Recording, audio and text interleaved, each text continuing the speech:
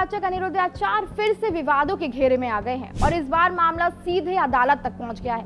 मथुरा की एक अदालत ने उनके खिलाफ परिवाद दर्ज कराने के आदेश दिए हैं, जिससे उनकी कानूनी मुश्किलें और ज्यादा बढ़ गई। अनिरुद्ध आचार्य पहले भी अपने विवादित बयानों की वजह से सुर्खियों में रह चुके हैं और अब यही बयान उनके खिलाफ मुकदमे का कारण बन गए हैं। पिछले कुछ वर्षों में अनिरुद्ध आचार्य कई ऐसे बयान दिए हैं जिन पर तीखी आलोचना हुई है। उन्होंने 25 साल की लड़कियों के चरित्र पर आपत्तिजनक टिप्पणी की, 14 साल की लड़कियों की शादी का समर्थन किया, लिव इन रिलेशनशिप को लेकर आपत्तिजनक बातें कही और महिलाओं की सुंदरता को दोष बताने जैसे बयान भी दिए। श्रद्धा वॉकर हत्याकांड के संदर्भ में भी उनके बयानों को कई लोगों ने असंवेदनशील माना।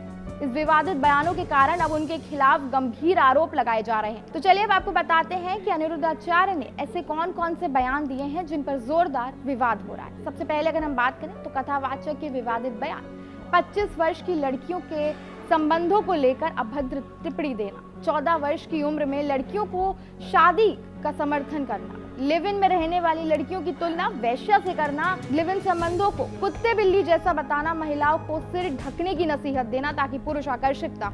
श्रद्धा वॉकर केस का उदाहरण देते हुए गलत संस्कार वाली लड़कियों के टुकड़े होते हैं, जरूरत से ज्यादा सुंदर होना स्त्री का दोष है, शादी से पहले ब्रह्मचार्य रखने वाले दंपतियों के बच्चे मजबूत होते हैं।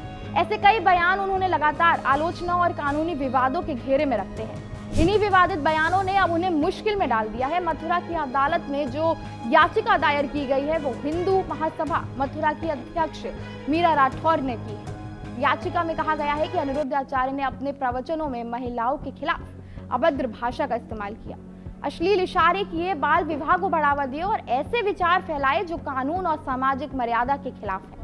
अदालत ने याचिका स्वीकार कर ली और उनके खिलाफ परिवाद दर्ज कराने का आदेश दिया। अब इस मामले में 1 जनवरी को वादी के बयान दर्ज किए जाएंगे जो आगे की कार्रवाई का रास्ता तय करेंगे। इन विवादों के बीच अनिरुद्ध आचार्य ने सफाई भी दी और उन्होंने कहा कि उन बयानों को जानबूझकर गलत तरीके से पेश किया गया है।